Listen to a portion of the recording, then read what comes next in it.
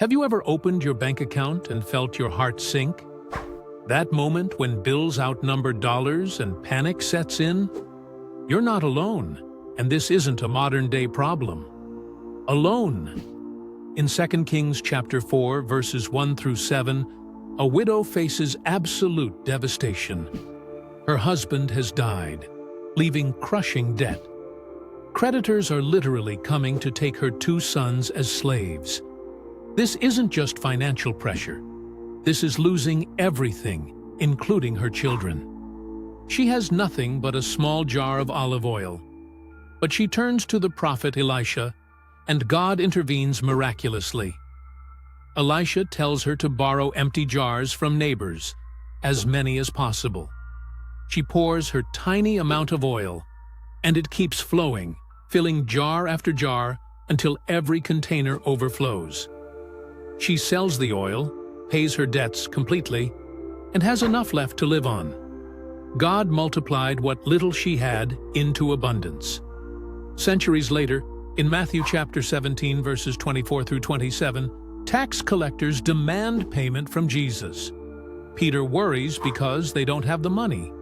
But Jesus sends him fishing with specific instructions to check the first fish's mouth.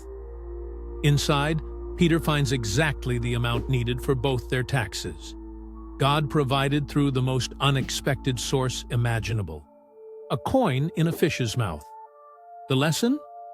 God's provision isn't limited by conventional means.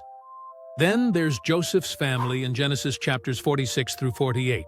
Severe famine devastates the entire region. Jacob's family faces starvation. But God had positioned Joseph in Egypt years earlier, preparing for this exact crisis. Joseph provides land, food, and security for his entire family.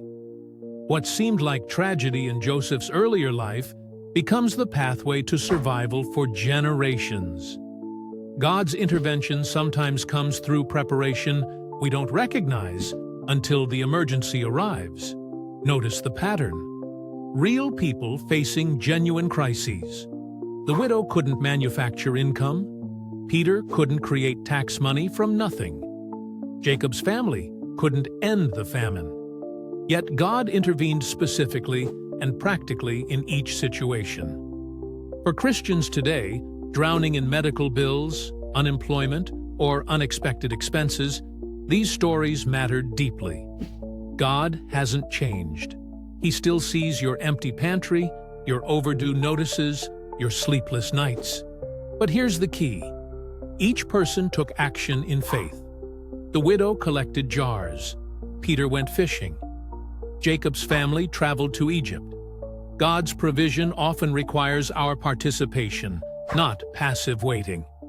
Your miracle might look like unexpected income, a job opportunity, debt forgiveness, or provision from surprising sources. God's creativity exceeds our imagination. He's not distant or disinterested in your financial emergency.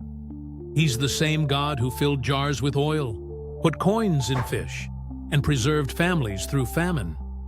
Your situation isn't too difficult. Your need isn't too small. Bring your empty jars, cast your net, and trust that the God of miraculous provision still works today. Here's the summary. And my God shall supply all your need according to his riches in glory by Christ Jesus. Philippians 4:19. Like our videos and subscribe for more.